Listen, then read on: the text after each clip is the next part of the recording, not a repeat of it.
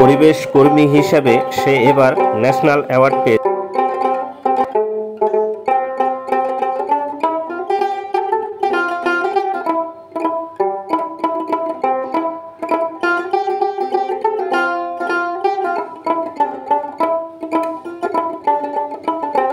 এটা হলো তেঁতুলিয়ার পরিবেশ কর্মী মাহমুদুল ইসলাম ভাইয়ের পাঠাগার। এখানে খোলামেলা পরিবেশে ঠান্ডা জায়গায় বসে সবাই বই পড়তে পারছে। তেঁতুলিয়ার পরিবেশ কর্মী মাহমুদুল ইসলাম ভাইয়ের এই পাঠাগারটি আমার খুব পছন্দ হয়েছে।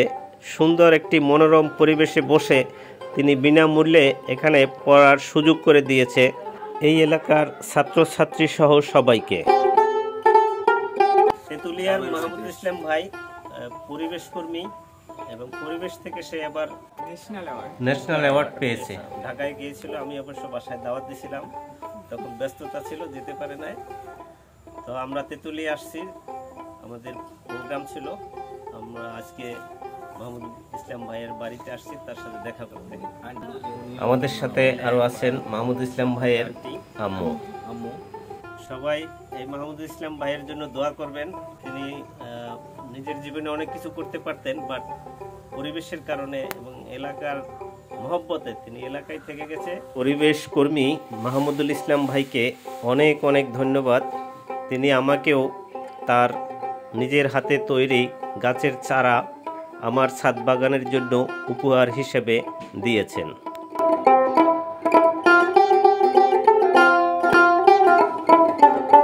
তিনি গাছের চারার পাশাপাশি আমার ছেলে এবং মেয়েকে দিয়েছেন উপহার হিসেবে বই।